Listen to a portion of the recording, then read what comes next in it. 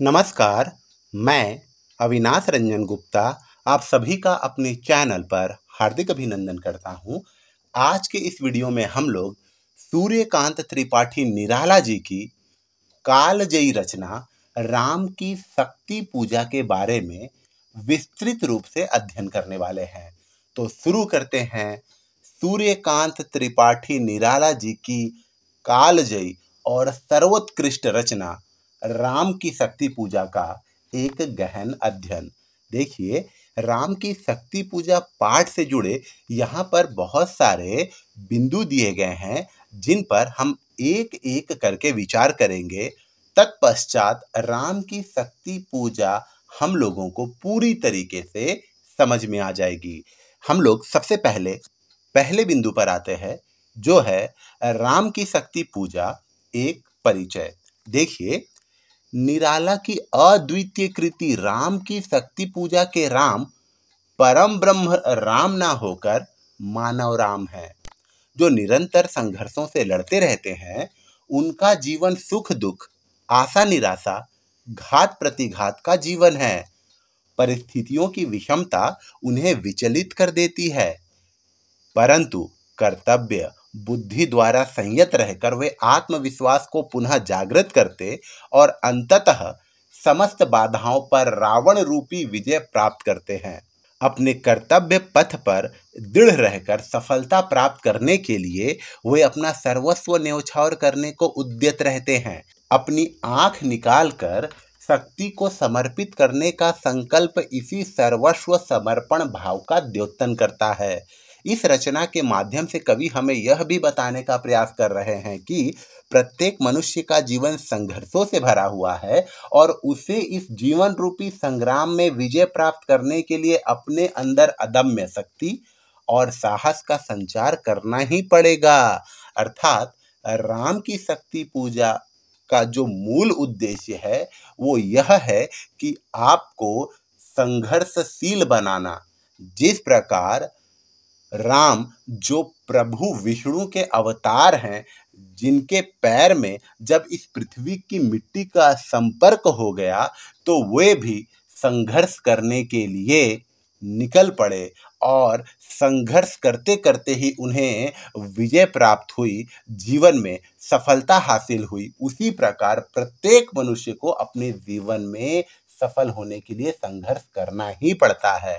अब हम लोग आते हैं दूसरे बिंदु पर, जो है रचना का प्रकार एवं काव्य प्रेरणा स्रोत। देखिए, यह एक पौराणिक कथानक पर आधारित एक आख्यानक प्रगीत है।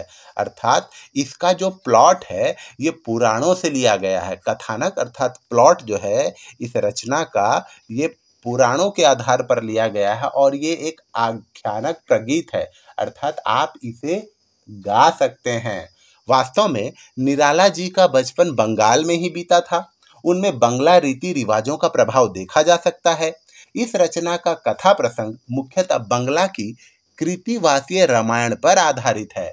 राम द्वारा देवी की उपासना का प्रसंग देवी भागवत, कलिका पुराण तथा कृतिवास रामायण में मिलता है।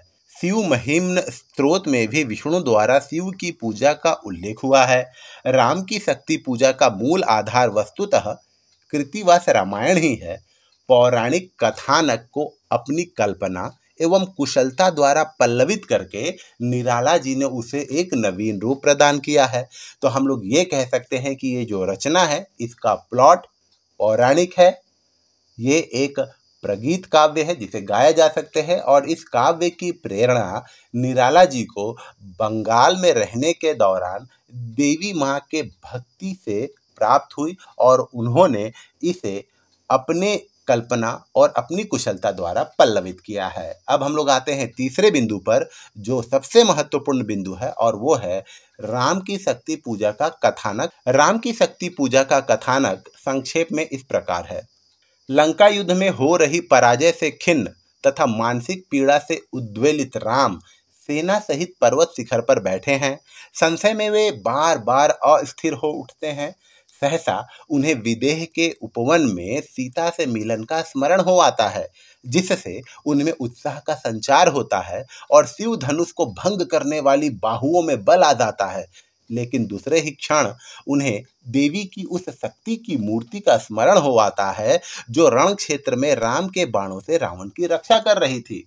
उस समय रावण का भयंकर अट्टहास सुनकर उनके नेत्रों से दो मोती रूपी आंसू गिर पड़ते हैं। राम को विचलित हुआ देखकर हनुमान आकाश को ग्रसने के लिए आतुर हो उठते हैं। अंजना के रूप में अवतीर्ण होकर शक्ति उन्हें रोकती है और समझाती है कि जिस विस्तृत आकाश को तुम ग्रसने को उद्यत हो रहे हो उसमें शिव का निवास है, जिनकी पूजा स्वयं उन्हीं के आराध्य श्री राम करते हैं। माता अंजना रूपिणी शक्ति के यह समझाने पर हनुमान जी का आक्रोश दमित हो जाता है। इधर राम की स्थिति देखकर हनुमान, सुग्रीव, लक्ष्मण भी व्याकुल हो उठे। तब वृद्ध जामवंत ने श्री राम से कहा कि आप विचलित ना हो, आप रावण की शक्ति पूजा का उत्तर अपनी दृढ़तर शक्ति की पूजा से दें। रावण की आराधना क्षमता से अधिक अपने मन की एक निष्ठता का परिचय देकर विजय प्राप्त करें। निश्चय ही शक्ति उनके पक्ष में आ जाएगी। आप शक्ति की आपातकाल के कारण मौलिक कल्पना करके उनका पूजन करें और सिद्धि मिलने तक युद्ध में भाग न ले।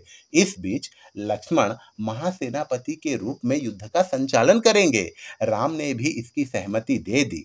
विभीषण ने भी श्री राम को अनेक उत्साहवर्धक शब्द कहे और जामवंत के साथ वे भी राम को शक्ति की मौलिक कल्पना करने की सलाह देते हैं। हनुमान राम की आज्ञा पाकर शक्ति साधना के लिए 108 नील कमल ले आते हैं। राम जप प्रारंभ करते हैं। उनकी साधना योग शास्त्र के अनुरूप हो रही होती है। प्रथम दिवस से 8वें दिवस तक राम के निस्त्रंद मन एक चक्र से दूसरे चक्र पर ऊर्ध्वगमन करता रहा। 8वें दिन राम का ऊर्ध्व गतिशील ध्यान लीन मन त्रिदेव स्तर से ऊंचा पहुंच गया और जैसे ही जप पूर्ण होने को होता है, साक्षात देवी दुर्गा प्रकट होकर अंतिम कमल उठा ले जाती है। कमल ना पाकर राम का स्थिर मन विचलित होने लगता है। उसी समय राम की स्मृति सजग हो उठती है कि माता मुझे राजीव नयन कहा करती थी, अतः अभी तो 2 नेत्र रूपी नील कमल शेष हैं। यह सोचकर वे ब्रह्मसर अर्थात तीर लेकर जैसे ही दक्षिण नेत्र वेधने का उपक्रम करते हैं कि अनेक साधुवाद देती हुई दुर्गा उनका हाथ रोक लेती है। इस प्रकार राम की शक्ति पूजा में प्रारंभ से नाटकीयता है। राम की शक्ति पूजा जैसी नाटकीयता निराला की और किसी कविता में नहीं है। इसका कारण यह है कि उन्होंने इसमें जीवन की अनुभूति, निराशा और पराजय को नाटकीय रूप दिया है। राम को सामान्य मानव के रूप में चित्रित करके कवि ने उनके मानसिक संघर्ष का अत्यंत मनोवैज्ञानिक चित्रण प्रस्तुत किया है। राम और रावण का युद्ध निरंतर हमारे अंतर्मन में होता रहा है। राम सात्विक प्रवृत्तियों के प्रतीक हैं और रावण तामसिक प्रवृत्तियों का प्रतीक है। राम की रावण पर विजय बताकर कवि ने सात्विक प्रवृत्तियों की तामसिक प्रवृत्तियों पर विजय बताई है। राम की शक्ति पूजा में कवि का आशावादी जीवन दर्शन स्पष्ट है। इसके अतिरिक्त यह धार्मिक समन्वयवाद का भी ज्वलंत उदाहरण है। इसके द्वारा कवि अपने पाठक को एक ही साथ शक्ति, शिव और राम अर्थात विष्णु के पास इस प्रकार से पहुंचाता है कि उसकी आस्था में अभेद दृष्टि उत्पन्न हुए बिना नहीं रह सकती। तो इन सभी बिंदुओं के कारण या इतनी उत्तम कथानक के कारण ही राम की शक्ति पूजा एक कालजयी रचना के रूप में हमारे सामने प्रस्तुत है। इसमें शक्ति, शिव और वैष्णव धर्म को मानने वाले विष्णु के उपासक सभी एक साथ मिलकर काम करते हैं, जिससे धार्मिक समन्वयवाद भी उत्पन्न होता है। तो ये था इसका कथानक। और यहाँ देखिए, ये श्री राम इसी तीर से जब अपने दक्षिण नेत्र को बेधने का उपक्रम करते हैं तो देवी प्रकट होकर उनका हाथ पकड़ लेती है और वो प्रसन्न हो जाती हैं। अब हम लोग आ जाते हैं चौथे बिंदु पर, व्यक्तिगत भावों की अपेक्षा जातिगत भावों का बाहुल्य। अर्थात इसमें कवि के केवल अपने व्यक्तिगत विचार नहीं है, बल्कि इसमें जातिगत अर्थात जन समुदाय के भावों का बाहुल्य है। जैसे राम की शक्ति पूजा केवल राम की शक्ति पूजा का ही काव्य नहीं है, अपितु उच्च मानव मूल्यों के समर्थन में प्रत्येक भद्र व्यक्ति के मन में होने वाले संघर्ष का दर्पण है। डॉक्टर उपाध्याय के शब्दों में, इस काव्य का मर्मभेदी प्रभाव सर्वाधिक रूप से इसलिए पड़ता है कि इस काव्य में सारी मानसिक स्थितियां व्यक्त हैं, जिनका वास्तविक रूप में हमें तब अनुभव होता है जब हम किसी जनद्रोही प्रबल पक्ष के विरुद्ध संघर्षरत होते हैं। मन संशयग्रस्त हो जाता है, क्योंकि अपने अपने स्वार्थ के कारण अन्यायी पक्ष के व्यक्ति अधिक संख्या में, अधिक प्रभाव और अधिक बल के निधान होते हैं। देखिए, इसमें ये कहा गया है कि आज के ज़माने में आप भले ही अच्छे हों और आप किसी अच्छे काम के लिए आवाज़ उठा रहे हों, बावजूद इसके एक बहुत बड़ा जन समुदाय आपके अगेंस्ट में खड़ा हो जाएगा, क्योंकि इसमें ऐसे बहुत सारे लोग होंगे जो अपने स्वार्थ सिद्धि के लिए आपके अच्छे काम को पूरा नहीं होने देंगे। इसीलिए इस कहानी की, इस रचना की बड़ी महत्ता है। अब हम लोग आते हैं अगले बिंदु पर, जो है नारी सम्मान। देखिए, नारी के प्रति सम्मान जिस रूप से इस रचना में प्रदर्शित हुआ है, वास्तव में वह अतुलनीय है। राम की शक्ति पूजा की महाशक्ति वस्तुतः नारी स्वरूपा आदिशक्ति हैं। इसको अदिति भी कहा गया है। यही महाशक्ति निराला के तुलसीदास में रत्ना के रूप में दिखाई देती है। तुलसी को रत्ना उद्बोधन देकर सत्य मार्ग पर चलने को प्रेरित करती है। राम की शक्ति पूजा में भी सीता की स्मृति भग्न हृदय राम को विजय के लिए पुनः सन्नद्ध करती है। नारी ही दोनों स्थानों पर नर की प्रेरक शक्ति के रूप में दिखाई देती है। ठीक ही है, नारी रूपिणी शक्ति के अभाव में मानव शिव के बजाय केवल शव रह जाता है।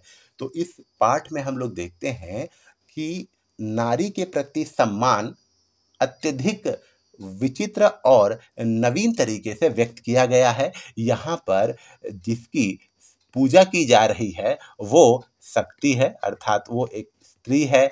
और जब राम जी निराश हो उठे थे तो उनकी पत्नी सीता का स्मरण ही उनके हृदय में चेतना का संचार करता है, साहस का संचार करता है। और तुलसीदास को उनकी पत्नी रत्ना ही तुलसीदास बनाती है। तो नारी के प्रति सम्मान भाव यहाँ पर प्रकट है। अब आते हैं अगले बिंदु की तरफ, जो है राम की शक्ति पूजा का चिंतन पक्ष। देखिए, इस लंबी कविता में शक्ति पूजा की कल्पना रामकृष्ण परमहंस के अनुकूल है। रामकृष्ण परमहंस माता काली के बहुत बड़े भक्त थे और वो भी बंगाल के थे, और निराला का बचपन भी बंगाल में ही बीता है, इसलिए वो रामकृष्ण परमहंस के बहुत बड़े भक्त भी थे। स्वामी रामकृष्ण शक्ति के इसी रूप के उपासक थे।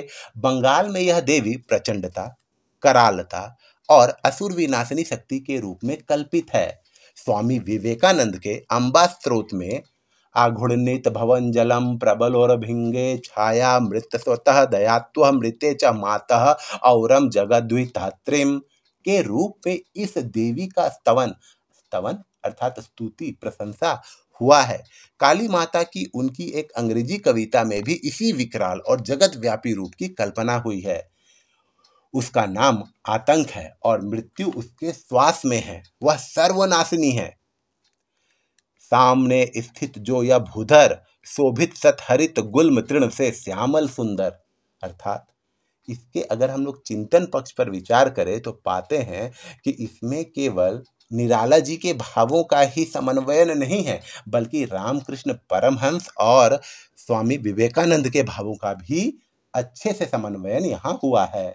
अब आते हैं अगले बिंदु की तरफ, मौलिक उद्भावनाएं। मौलिक अर्थात जो मूल रूप में हो, ओरिजिनल हो। निराला ने राम की शक्ति पूजा की परंपरागत व्यवस्था में नई उद्भावना भी की है। उन्होंने प्राचीन सामग्री का उपयोग किया है और प्राचीन परिपाटी पर ही वर्णन किया है, किंतु उस पर अपनी छाप लगा दी है और विशिष्ट नियोजन के साथ उसे संपन्न किया है। राम की शक्ति पूजा में निराला की निम्नलिखित नवीन उद्भावनाएं हैं, अर्थात राम की शक्ति पूजा का प्लॉट तो पौराणिक कथा पर आधारित है और उन्होंने उसी तरीके से उसका वर्णन भी किया है, लेकिन अपनी कुशलता और नवीनता और अपनी सृजनात्मकता से कहीं कहीं मौलिकता का समावेश किया है। जैसे देखिए, निराला युद्ध के समाप्त होने के एक दिन पूर्व शक्ति पूजा न कराकर राम से नवरात्र का व्रत कराते हैं और उसकी पूर्णाहुति की व्यवस्था करते हैं। और इसी कारण से हम लोग नवरात्रि का पर्व मनाते हैं और नवरात्रि के समाप्त होने पर हम लोग विजयादशमी मनाते हैं। प्रभु श्री राम ने 9 दिनों तक शक्ति की पूजा की और जब शक्ति उनसे प्रसन्न हो गई और वो कहलाता है विजयादशमी। यहाँ 1 सहस्त्र कमलों के स्थान पर हनुमान द्वारा लाए गए 108 इंदिवरों का उल्लेख है। पहले जो अगर हम लोग देखें कृतिवासी रामायण में या अन्य रामायण में, तो वहां पर 1000 कमल का जिक्र है, लेकिन इन्होंने केवल 108 कमल का उल्लेख किया है। यहाँ इंदिवरों का मतलब जो नीले रंग का कमल होता है वो। निराला शक्ति की आराधना की प्रेरणा नारद के स्थान पर जामवंत से दिलवाते हैं। अर्थात पुराने रामायणों में शक्ति की पूजा का जो प्रेरक स्रोत होता है वो है नारद, लेकिन यहाँ पर वो जामवंत से दिलाते हैं क्योंकि जामवंत वहाँ के सबसे वृद्ध हैं। निराला राम की स्मृतियों से उनके अतीत के चित्र जोड़ देते हैं। इस प्रकार यह प्रसंग सर्वथा काव्य के अनुरूप हो गया है। तो ये 4 मौलिक उद्भावनाएं निराला ने की हैं। अब आते हैं युग जीवन की कथा। देखिए, राम की शक्ति पूजा की रचना का युग वह था जब देश पर अंग्रेजों का शासन था। भारत का स्वाधीनता आंदोलन क्षीण होता जा रहा था और देश निराशा के अंधसागर में डूबता जा रहा था। निराला ने अत्याचार, क्रूरता और अन्याय के प्रतीक अंग्रेजी शासन को रावण और सत्य, न्याय, देशभक्ति और राष्ट्रीयता को राम के रूप में प्रस्तुत किया है। राम की निराशा वास्तव में देश की ही निराशा है। मित्रवर, विजयी होगी ना समर, अन्याय जिधर है शक्ति उधर। अर्थात ये रचना काल के माध्यम से अगर हम लोग देखें तो इसकी रचना जब की गई उस समय भारत में ब्रिटिश हुकूमत हुआ करती थी और ये एक क्रांतिकारी रचना के रूप में भी उभर कर सामने आता है। अब हम लोग आ जाते हैं अगले बिंदु पर, जो है भारत को शक्ति की साधना का उपदेश। देखिए, ऐसे समय में जब भारत पर ब्रिटिश हुकूमत का शासन था, निराला राम के माध्यम से भारत को शक्ति की साधना और उपासना का संदेश देते हैं, क्योंकि उस समय गांधी जी की नीतियां अंग्रेजी दमन चक्र के सम्मुख विफल होती जा रही थी। गांधी जी का न्यायपूर्ण पक्ष अन्याय से दमित हो रहा था। अहिंसा और न्याय के गांधी जी के अस्त्र उसी प्रकार श्रीहत और खंडित हो रहे थे जैसे राम के बाण। सत्य शुद्धि बोध, सूक्ष्माति सूक्ष्म मन का विवेक, जिनमें है क्षात्र धर्म का धृत पूर्णाभिषेक। जो हुए प्रजापतियों के संयम से रक्षित, वे सर हो गए आज रण में श्रीहत खंडित। अर्थात जिस प्रकार राम रावण पर अपने बाणों से प्रहार कर रहे हैं और वो खंडित हो जा रहा है, उसी प्रकार महात्मा गांधी जी भी अपने अहिंसा और सत्याग्रह के माध्यम से अंग्रेज रूपी रावण को देश से निकालने का प्रयास कर रहे हैं, लेकिन उनके सारे प्रयास निरंतर असफल हो रहे थे। गांधी जी की पराजय। देखिए, राम की पराजय वास्तव में गांधी जी की ही पराजय है और इसलिए आवश्यकता है शक्ति की आराधना की। निराला जानते हैं कि राजनीति में शक्ति ही विजय प्राप्त करती है, चाहे वह अन्याय के पास हो या अन्याय के पास। आया ना समझ में यह दैवी विधान, रावण अधर मरत भी अपना, मैं हुआ अमर, यह रहा शक्ति का खेल समर शंकर शंकर। हाँ, यह आवश्यक है कि एक तो यह शक्ति बाह्य और भौतिक रूप में न होकर आत्मिक रूप में होनी चाहिए और दूसरे इसे प्राप्त करने के लिए आसुरी भावों का दमन आवश्यक है। लख महाभाव मंगल पद तल धस रहा गर्व, मानव के मन का असुर मंद हो रहा खर्व। अर्थात ये कह रहे हैं कि गांधी जी की पराजय केवल उनकी पराजय नहीं बल्कि संपूर्ण भारतवासियों की पराजय है। गांधी जी ने तो अपने अस्त्र शस्त्र जो उनके थे अहिंसा रूपी, उसका तो प्रयोग किया, साथ ही साथ गांधी जी को चाहिए था कि वो थोड़े कठोर भी बने और केवल अहिंसा का मार्ग ना अपनाएं, अगर हो सके तो हिंसा भी करने की आवश्यकता है। आशा का संदेश। देखिए, परीक्षा में अगर पूछ लिया गया कि राम की शक्ति पूजा रचना के आधार पर बताइए कि इस पाठ में, इस रचना में हमें आशा का संदेश कहाँ और कैसे मिलता है। तो आप ऐसे लिखिएगा, इस रचना के माध्यम से एक अन्य संदेश महाप्राण निराला देना चाहते हैं, वह है आशावादिता, ऑप्टिमिज्म। निराशा के इस काल में यदि कुछ समय के लिए असफलता भी हाथ लगे, कमल चुरा भी लिया जाए, तो चाहे अनुभूति हो तो धिक जीवन को जो पाता ही आया है विरोध, धिक साधन जिसके लिए सदा ही किया शोध, जानकी हाय उद्धार प्रिया का हो न सका। परंतु इसे स्थायी भाव न बना लिया जाए। आप दैन्य और विनय की नहीं, मायावरण को भेदने की आवश्यकता है। वह एक और मन रहा राम का जो ना थका, जो नहीं जानता दैन्य नहीं जानता विनय, कर गया भेद वह मायावरण प्राप्त कर जय। अर्थात आज के समय में विनती करने की और दैन्य भाव प्रकट करने की आवश्यकता नहीं है। आज तो चाहिए कि आप माया के बंधन से मुक्त हो जाए और अपनी शक्ति को प्राप्त करने के लिए, अपने अधिकारों को प्राप्त करने के लिए आप प्रचंड रूप भी धारण करें। इस शक्ति प्राप्ति और स्थिरता के बाद ही तो होगी जय है पुरुषोत्तम नवीन, तभी जाकर आपको विजय प्राप्त होगी। अब हम लोग देखते हैं अगले बिंदु की तरफ, क्या है? निराला के व्यक्तिगत जीवन की कथा। जी हाँ, राम की शक्ति पूजा निराला के व्यक्ति जीवन की भी कथा है। राम के समान निराला भी जीवन भर संघर्षों का सामना करते रहे हैं। धिक जीवन को जो पाता ही आया है विरोध, लेकिन राम के ही समान वे भी विरोधी शक्तियों के सामने झुके कभी नहीं। परिस्थितियों को विपरीत देखकर भी उनका दृढ़ मन कभी भी नहीं झुका। निराला का जो ना झुका।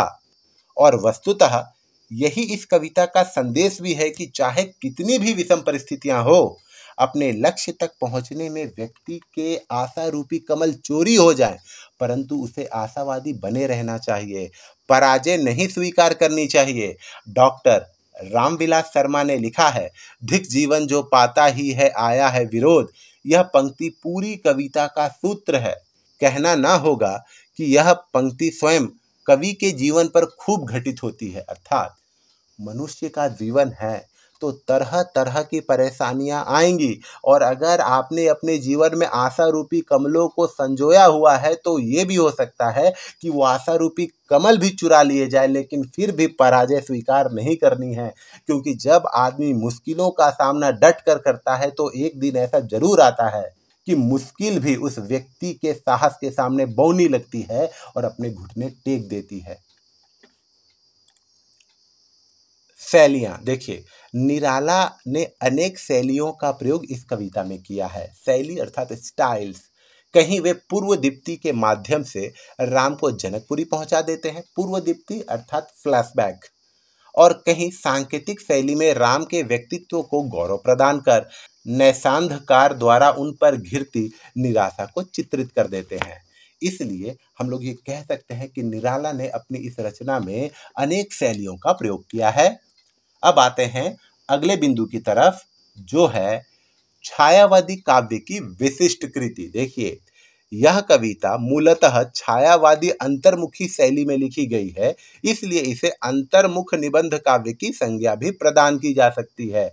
कभी कभी आपसे पूछ लिया जाता है कि राम की शक्ति पूजा को छायावादी के अंतर्गत और किस नाम से अभिहित किया जा सकता है, तो आप कहेंगे अंतर्मुख निबंध काव्य की कोटि में इसे रखा जा सकता है। ऐसे काव्यों में कथा का सूत्र अत्यंत सूक्ष्म तथा बाह्य वर्णनों की अपेक्षा अंतर्द्वंद्व का चित्रण अधिक रहता है।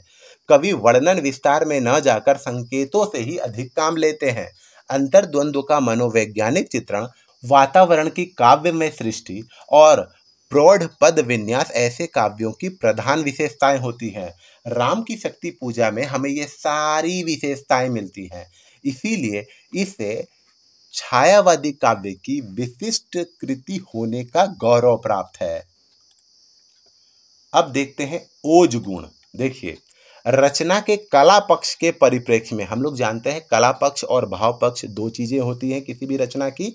अगर हम लोग कला पक्ष के दृष्टि से देखें तो रचना के कला पक्ष के परिप्रेक्ष्य में महान आत्मा की प्रतिध्वनि ओज होती है। साधारणतः वही काव्य ओज युक्त माना जाता है जो सब व्यक्तियों को सर्वथा आनंद दे सके। ओज के अनेक तत्व माने जाते हैं। मन की ऊर्जा, उल्लास, संभ्रम, अनुभूति इसके अंतरंग तत्व है। संभ्रम अर्थात बेचैनी।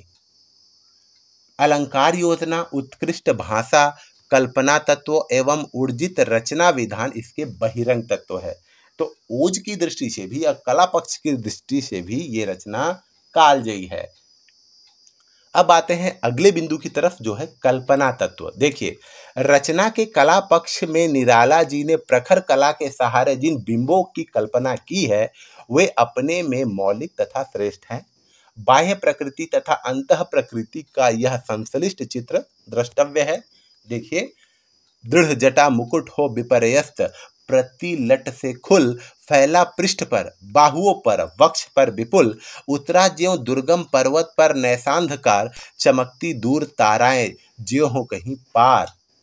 प्रकृति के माध्यम से भी निराला ने अनेक ऐसे संश्लिष्ट चित्रों का नियोजन किया है। देखिए, इन पंक्तियों का अर्थ यह हुआ कि युद्ध में जब राम को निरंतर हार का मुख देखना पड़ रहा था तो एक दिन वह स्फटिक शिला पर उदास बैठे हुए थे। उन्होंने अपना मुकुट सिर से हटा लिया तो उनके लट खुल गए और वो उनके पीठ पर, बाहुओं पर और वक्ष पर फैल गए। ऐसा लग रहा था उनकी आंखें भी धूमिल हो गई हैं और ऐसा लग रहा था कि किसी पर्वत पर अंधकार ने कब्जा जमा लिया है जिसमें केवल 2 तारे चमक रहे हों, और वो 2 तारे कुछ और नहीं बल्कि श्री राम की आंखें हैं। हम लोग इसे आगे फिर पढ़ेंगे। रस योजना। देखिए, किसी भी काव्य में रस का होना अनिवार्य तत्व माना जाता है। इसमें भी देखिए, राम की शक्ति पूजा में मुख्यतः वीर रस और रौद्र रस की योजना की गई है। इसके अतिरिक्त श्रृंगार रस और शांत रस के भी संकेत हैं। रात्रि की प्रलयकारी भयानकता के वर्णन में भयानक रस की सुंदर व्यंजना पाई जाती है। इस रचना का आरंभ ही वीर रस की अभिव्यक्ति से होता है। कवि राम रावण के युद्ध का वर्णन करते हुए उत्साह, स्थायी भाव की व्यंजना करता है। देखिए, वीर रस का जो स्थायी भाव है वो उत्साह है और उसकी व्यंजना देखिए। रवि हुआ अस्त, ज्योति के पत्र पर लिखा समर, लोहित लोचन रावण मदमोचन महियान। अर्थात यही इस रचना की पहली पंक्तियां हैं जिसमें वीर रस की योजना की गई है। अब हम लोग आते हैं भाषा पर। देखिए, रचना की कला पक्षीय दृष्टि से वाणी के डिक्टेटर निराला ने भाषा का भावानुकूल प्रयोग करने में सफलता प्राप्त की है। कोमल प्रसंगों में कोमल और ओजपूर्ण प्रसंगों में कठोर वर्णों, संयुक्त व्यंजनों तथा महाप्राण ध्वनियों का प्रयोग किया है। आ के द्वारा विस्तार, ओ के द्वारा उत्थान तथा दीर्घ समासों द्वारा शैली को ओजपूर्ण बनाया है। अनेक स्थलों पर इनकी भाषा प्रसाद गुण संपन्न भी है। जैसे, धिक जीवन को जो पाता ही आया विरोध, धिक साधन जिसके लिए सदा ही किया शोध, जान की हाय उद्धार प्रिया का हो न सका। निराला ने इस कविता में प्रायः समास शैली का प्रयोग किया है। समास शैली अर्थात 2 पदों को जोड़कर तैयार किए जाने वाला समस्त पद। जैसे गंगा जल, तो गंगा पूर्व पद, ये उत्तर पद, दोनों को मिलाकर एक नया पद गंगा जल, तो समास शैली। इसलिए इसमें एक भी शब्द अनावश्यक अथवा निरर्थक नहीं है। इनकी भाषा भी भावानुसार कहीं क्षिप्र और कहीं मंद गति से चलती है। क्षिप्र अर्थात तेज। नाद व्यंजकता इस कविता का एक अन्य गुण है जो युद्ध वर्णनों तथा हनुमान के आकाश गमन के चित्रों में प्रायः उपलब्ध होता है। आज का तीक्ष्ण शर विधृत क्षिप्र कर वेग, सतसेल संवरणशील नील नभ गर्जित स्वर। हम लोग यहाँ देख रहे भाषा का कितना अनुपम प्रयोग हुआ है। अब हम लोग आ जाते हैं अलंकार पर। देखिए, अलंकारों का प्रयोग निराला ने चमत्कार के लिए नहीं, भावोत्कर्ष के लिए किया है। उनकी उपमाएं गुण साम्य पर आधारित तथा रूपकों में अत्यंत गूढ़ अर्थ छिपे हुए मिलते हैं। 10 दिक् समस्त है हस्त और देखो ऊपर, अंबर में हुए दिगंबर अंचित शशि शेखर। वाह! अब हम लोग आ जाते हैं बिंब विधान पर। देखिए, निराला भाषा के अद्भुत धनी हैं। उनकी भाषा अपनी संक्षिप्तता में बड़े सशक्त, प्रभावशाली बिंबों का निर्माण करती है। इसका एक उदाहरण द्रष्टव्य है। राम युद्ध क्षेत्र से क्लांत और हताश लौटे हैं। कवि उनकी इस दशा का चित्रण कर रहा है। श्लत धनु गुण है, कटिबंध स्रस्त तुनीर धरण, दृढ़ जटा मुकुट हो विपर्यस्त, प्रतिलट से खुल फैला पृष्ठ पर, बाहुओं पर, वक्ष पर विपुल, उतरा ज्यों दुर्गम पर्वत पर, नैसांधकार, चमकती दूर ताराएं ज्यों ही कहीं पार। इस चित्रण में निराला ने प्रकृति के उपकरणों के माध्यम से श्रांत क्लांत राम का बड़ा भावपूर्ण बिंब अंकित किया है। राम के धनुष और तुनीर शिथिल हैं। उनकी जटाएं खुलकर पीठ, भुजाओं और वक्ष पर फैल रही हैं। उनके दोनों नेत्र धूमिल से चमक रहे हैं, मानो किसी दुर्गम पर्वत पर रात्रि का सघन अंधकार उतर आया हो और उसके बीच दूर कहीं दो तारे टिमटिमा रहे हों, और ये तारे कुछ और नहीं बल्कि प्रभु श्री राम के धूमिल से चमकते दो नेत्र हैं।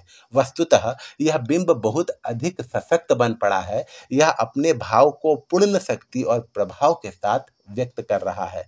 तो बिंब विधान भी इस रचना में उत्तम कोटि का है। अब आते हैं हम लोग राम की शक्ति पूजा में प्रतीक योजना। देखिए, प्रतीक का मतलब होता है सिंबल, अर्थात किसी चीज से किसी और चीज को सिंबलाइज करना। जैसे अगर हम लोग कहें कि भारत का तिरंगा भारत की आन बान और शान का प्रतीक है, उसी प्रकार यहाँ देखिए, कोई भी साहित्यकार जिस युग में रचना करता है उससे सहज निरपेक्ष नहीं रह सकता। राम की शक्ति पूजा में भी कवि ने राम को देशभक्त एवं राष्ट्र प्रेमी, रावण को अत्याचारी, ब्रिटिश शासन तथा राम के बाणों को गांधी जी के अहिंसा और सत्य के अस्त्रों का प्रतीक बताया है। अर्थात यहाँ पर कवि ने राम को देशभक्त और राष्ट्र प्रेमी, रावण को अत्याचारी, ब्रिटिश शासन तथा राम के बाणों को गांधी जी के अहिंसा और सत्य के अस्त्रों का प्रतीक बताया है। निराला गांधी जी के इन अस्त्रों पर पूर्ण रूप से आस्था न रख सके, इसलिए उन्होंने राम रूपी देशभक्तों से कहा, रे पुरुष सिंह तुम भी यह शक्ति करो धारण। अर्थात अगर अनुनय विनय से काम नहीं चला तो पुरुष रूपी सिंह अब तुम्हें भी दहाड़ने की और आक्रमण करने की आवश्यकता है। इस प्रकार मिथक का आधुनिक संदर्भों में प्रयोग करने वाली श्रेष्ठ रचनाओं में कामायनी, अंधा युग, संशय की एक रात के साथ साथ राम की शक्ति पूजा का नाम भी सगर्व लिया जा सकता है। अर्थात ये भले ही पौराणिक कथाओं पर आधारित हो, लेकिन हम लोग प्रतीक योजना के माध्यम से इसे वर्तमान समय से जोड़ते हैं। प्रस्तुत पंक्तियां में प्रतीकों के माध्यम से राम की निराशा को मानो साकार कर दिया गया है अमान निशा, उगलता गगन घन अंधकार, खो रहा दिशा का ज्ञान, स्तब्ध है पवन चार, अप्रतिहत गरज रहा पीछे अंबुधि विशाल, भूधर ज्यों ध्यान मग्न केवल जलती मशाल। अब हम लोग आ जाते हैं छंद पर। सर्वप्रथम छंद के बंध खोलने वाले हिंदी कवि निराला ही थे। इन्होंने पुराने छंदों के स्थान पर नए छंदों का प्रयोग अवश्य किया है और इन छंदों में भी भावानुरूप यति और गति का विशेष ध्यान रखा है। अर्थात मुक्त छंद के प्रणेता सूर्यकांत त्रिपाठी निराला ही थे और उनका मानना है कि जिस प्रकार मनुष्य को स्वाधीनता चाहिए, उसी प्रकार कविताओं को भी छंदों के बंधन से मुक्त करने की आवश्यकता है। और ये देखिए, रवि हुआ अस्त, ज्योति के पत्र पर लिखा, अमर रह गया राम रावण का, अपराजय समर आज का। इस कविता में अंत्य तुक तो है ही, मध्यवर्ती तुक का प्रयोग भी कवि ने किया है, जो कविता की संगीतात्मकता और प्रभव विष्णुता को बढ़ाने में सहायक हुआ है। तोड़ता बंध प्रतिसंध धरा हो स्फीत वक्ष। संक्षेप में हम कह सकते हैं कि निराला अपने नवीन छंदों के लिए प्रसिद्ध रहे हैं। इस कविता में भी उन्होंने पुराने छंदों को नए रूप में प्रस्तुत किया है। इन नए छंदों को विद्वानों ने इस कविता के आधार पर ही शक्ति पूजा छंद घोषित किया है। अब हम लोग आ जाते हैं अंतिम बिंदु पर, जो है उपसंहार। उपयुक्त विवेचन के आधार पर प्रोफेसर धनंजय वर्मा के शब्दों में कह सकते हैं कि राम की शक्ति पूजा काव्य कला की उत्कृष्टता और भावों के औदात्य का उदाहरण है। इसमें कल्पना और मूर्ति विधान का अप्रतिम श्रृंगार हुआ है। यहाँ वीरत्व, व्यंजक परुष भावों और मसृण सौंदर्य के कोमल भावों का एक साथ वर्णन मिलता है। मसृण अर्थात कोमल, मुलायम। वीर रस के अनुकूल जिस शब्द शैली का चमत्कार निराला ने किया है, वह एक साथ शौर्य, वातावरण और भावों का पोषक है। इसी के साथ हनुमान के आकाश गमन का जो वर्णन है, वह ओजस्विता और विराट चित्र कल्पना का द्योतक है। प्रलय और विक्षुब्ध वातावरण के इस चित्र में शब्दों की योजना, ध्वनि और भावों की एक साथ व्यंजना है। यहाँ निराला का प्रतीक विधान होमर और मिल्टन की भांति महाकाव्यात्मक प्रतीक योजना की समता करता है। अल्प शब्द विधान में भी विराट चित्रों और भावों को काव्यबद्ध कर देने की कला उनकी महाकाव्योचित गुण का प्रतीक है। इस तरीके से हम लोग ये कह सकते हैं कि राम की शक्ति पूजा एक अप्रतिम रचना है, एक श्रेष्ठ रचना है। ये आज के युग में भी प्रासंगिक है और आने वाले युगों में भी प्रासंगिक होगी, क्योंकि इसका सीधा संबंध मनुष्यों से, मानवों से, नरों से है, जिसे संघर्ष करने की आवश्यकता है ही है। बिना संघर्ष के मनुष्य अपने जीवन में वांछित लक्ष्य कभी प्राप्त नहीं कर सकता। तो इसी के साथ हम लोगों ने राम की शक्ति पूजा एक गहन अध्ययन पर पूर्ण रूप से विचार किया और 23 बिंदुओं पर एक एक करके विस्तार से हम लोगों ने चर्चा भी की। उम्मीद करता हूं आपको मेरा ये वीडियो जरूर अच्छा और इंफॉर्मेटिव लगा होगा। हम पुनः मिलेंगे किसी अगले वीडियो में। तब तक के लिए धन्यवाद।